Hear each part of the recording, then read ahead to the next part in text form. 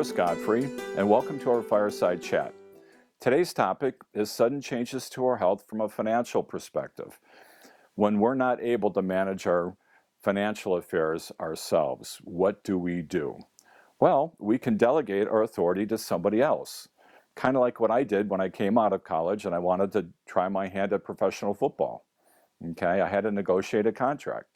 And because I would be at a decided disadvantage dealing with these negotiating professionals, I hired an agent to do that for me.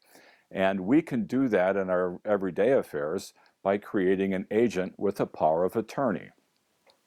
Now, there are many different kinds of powers of attorney and many different kinds of people in many different kinds of situations. So one size doesn't fit all, so please don't construe anything that I'm saying to you now as legal advice to you. I would much prefer that you would just learn what you can and visit with your own legal professional later to figure out what's best for you. But going forward, there's some decisions that you're going to have to make. What kind of powers do you want to put in this power of attorney?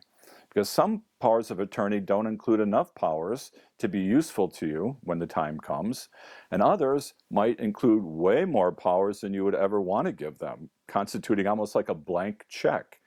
And with powers of attorney, there is no accountability or instructions in how monies are to be used.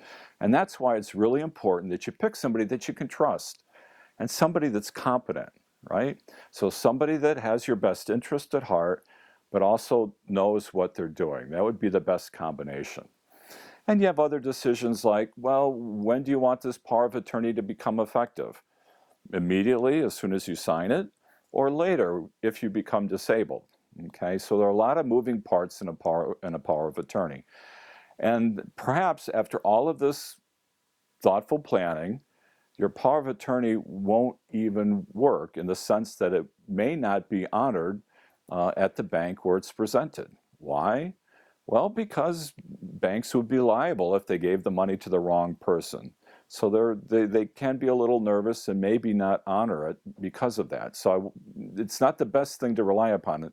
And there are other tools in the attorney's toolbox to make sure that your wishes are honored in a particular time. But that would require a little more education on your part and a little bit more commitment to estate planning.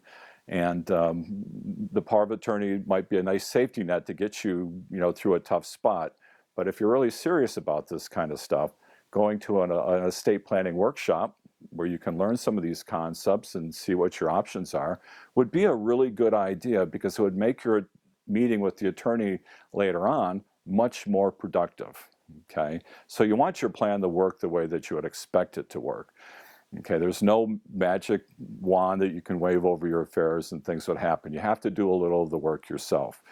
But doing these things that we've been talking about in the Fireside Chat is a heck of a lot better than not doing things at all, not only for ourselves, but also for our loved ones, because we want things to go smoothly for them as well. So I hope that was useful, and until next time, take care.